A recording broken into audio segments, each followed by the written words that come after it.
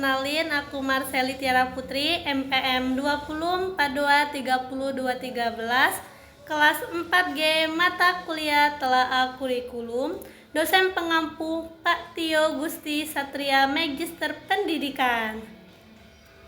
Baiklah, di video kali ini kita akan membahas materi tentang elemen kurikulum 2013 dan kurikulum merdeka berdasarkan standar proses dan standar penilaian. Selamat menyaksikan. Elemen kurikulum 2013. A. Standar proses. Standar proses adalah kriteria mengenai pelaksanaan pembelajaran pada satuan pendidikan untuk mencapai standar kompetensi lulusan. Standar proses yaitu standar yang mencakup perencanaan proses pembelajaran, terlaksananya proses pembelajaran yang efektif dan efisien, penilaian hasil belajar, serta pengawasan baik dari segi perencanaan, pelaksanaan, dan hasil belajar yang dilakukan oleh supervisi atau kepala sekolah. Proses pembelajaran pada satuan pendidikan diselenggarakan secara interaktif, inspiratif, menyenangkan, menantang, memotivasi peserta didik untuk berpartisipasi aktif, serta memberikan ruang yang cukup bagi prakarsa, kreativitas, dan kemandirian sesuai dengan bakat, minat, dan perkembangan fisik serta psikologi peserta didik. Setiap satuan pendidikan melakukan perencanaan pembelajaran, pelaksanaan proses pembelajaran, serta penilaian proses pembelajaran untuk meningkatkan efisiensi dan efektivitas ketercapaian kompetensi lulusan. Elemen kurikulum 2013. Standar proses ini meliputi pertama, perencanaan. Perencanaan merupakan suatu upaya untuk menentukan berbagai kegiatan yang akan dilakukan dalam proses pembelajaran untuk mencapai kompetensi yang diinginkan dengan materi dan metode yang telah disesuaikan. Perencanaan pembelajaran dirancang dalam bentuk silabus dan rencana pelaksanaan pembelajaran, meliputi penyusunan rencana pelaksanaan pembelajaran dan penyiapan media dan sumber belajar, perangkat penilaian pembelajaran dan skenario pembelajaran. Penyusunan silabus dan RPP disesuaikan dengan pendekatan pembelajaran yang digunakan. 2. Pelaksanaan pembelajaran. Pelaksanaan pembelajaran merupakan interaksi antara pendidik dan peserta didik yang dilakukan dalam satu ruangan dengan waktu tertentu dalam rangka menyampaikan bahan pelajaran untuk mencapai tujuan pengajaran. Persyaratan pelaksanaan proses pembelajaran meliputi alokasi waktu untuk SLTP jam tatap muka pembelajaran yaitu 40 menit. Buku teks yang digunakan untuk meningkatkan efisiensi dan efektivitas yang jumlahnya disesuaikan dengan kebutuhan peserta didik. 3. Penilaian hasil belajar dan proses pembelajaran. Penilaian proses pembelajaran menggunakan pendekatan penilaian otentik yang menilai kesiapan siswa, proses, dan hasil belajar secara utuh. Hasil penilaian otentik dapat digunakan oleh guru untuk merencanakan program perbaikan, penggayaan, atau pelayanan konseling. Selain itu, penilaian otentik dapat digunakan sebagai bahan untuk memperbaiki proses pembelajaran sesuai dengan standar penilaian pendidikan. 4. Pengawasan proses pembelajaran. Pengawasan proses pembelajaran dilakukan melalui kegiatan pemantauan, supervisi, evaluasi, pelaporan, serta tindak lanjut secara berkala dan berkelanjutan. Pengawasan proses pembelajaran dilakukan oleh Kepala Satuan Pendidikan dan Pengawasan. Kurikulum 2013. B. Standar penilaian. Standar penilaian pendidikan dijelaskan dalam lampiran Permen nomor 66 tahun 2013 tentang standar penilaian pendidikan. Adalah kriteria mengenai mekanisme, prosedur, dan instrumen penilaian hasil belajar peserta didik. Menurut E. Mulyasa, definisi tersebut juga senada dengan definisi standar penilaian pendidikan.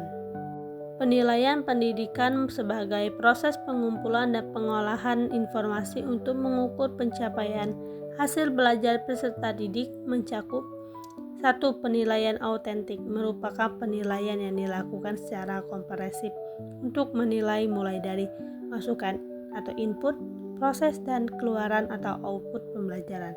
2. Penilaian diri merupakan penilaian yang dilakukan sendiri oleh peserta didik secara reflektif untuk membandingkan posisi relatifnya dengan kriteria yang telah diterapkan. 3. Penilaian berbasis portofolio merupakan penilaian yang dilaksanakan untuk menilai keseluruhan entitas proses belajar peserta didik, termasuk penugasan, perseorangan atau kelompok di dalam atau di luar kelas, khususnya pada sikap atau perilaku dan keterampilan. 4. Ulangan merupakan proses yang dilakukan untuk mengukur pencapaian kompetensi peserta didik secara berkelanjutan dalam proses pembelajaran untuk memantau kemajuan dan perbaikan hasil belajar peserta didik. 5. Ulangan harian merupakan kegiatan yang dilakukan oleh periodik untuk menilai kompetensi peserta didik setelah menyelesaikan satu kompetensi dasar atau lebih. 6. Ulangan tengah semester merupakan kegiatan yang dilakukan oleh pendidik untuk mengukur pencapaian kompetensi peserta didik setelah melaksanakan 8-9 minggu kegiatan pembelajaran. Cakupan ulangan tengah semester meliputi seluruh indikator yang mempresentasikan seluruh KD pada periode tersebut. 7.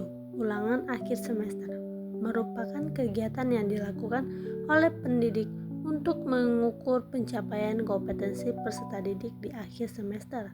Cakupan ulangan meliputi seluruh indikator yang mempresentasikan semua KD pada semester tersebut. 8. Ujian tingkat kompetensi yang selanjutnya disebut UTK merupakan kegiatan pengukuran yang dilakukan oleh satuan pendidikan untuk mengetahui pencapaian tingkat kompetensi. Cakupan UTK meliputi sejumlah kompetensi dasar yang mempresentasikan kompetensi inti pada tingkat kompetensi tersebut.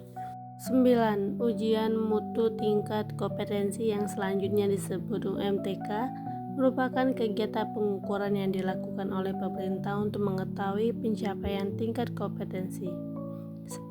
Ujian nasional yang selanjutnya disebut UN merupakan kegiatan pengukuran kompetensi tertentu yang dicapai peserta didik dalam rangka menilai pencapaian standar nasional pendidikan yang dilaksanakan secara nasional. 11. Ujian sekolah atau madrasah merupakan kegiatan pengukuran pencapaian kompetensi di luar kompetensi yang diujikan pada UN dilakukan oleh satuan pendidikan. Kurikulum Merdeka. Standar proses kurikulum merdeka adalah pedoman yang digunakan dalam melaksanakan proses pembelajaran di sekolah berdasarkan kurikulum merdeka. Kurikulum merdeka berfokus pada pembelajaran yang lebih fleksibel dan berorientasi pada pengembangan kompetensi peserta didik, serta mendukung kebebasan dan kreativitas dalam mengelola pembelajaran. Tahap perencanaan pembelajaran dalam kurikulum merdeka. Pertama, menentukan tujuan pembelajaran. Tujuan ini harus mencakup pengembangan pengetahuan, keterampilan, dan sikap. 2. Analisis kondisi peserta didik. Memahami keunikan setiap peserta didik dalam hal kemampuan, latar belakang, dan gaya belajar. 3. Pemilihan materi pembelajaran. Memilih materi yang relevan dengan kebutuhan dan konteks peserta didik serta dapat mendorong keterlibatan aktif peserta didik. 4. Perencanaan penilaian. Menentukan cara-cara penilaian yang akan digunakan baik dalam nilai formatif maupun sumatif. 5. Desain strategi dan metode pembelajaran. Pembelajaran ini berbasis proyek, diskusi, dan kolaborasi. 6. Penentuan media dan sumber belajar. Sumber belajar juga bisa meliputi pengalaman nyata, lingkungan sekitar, atau pembelajaran berbasis komunitas.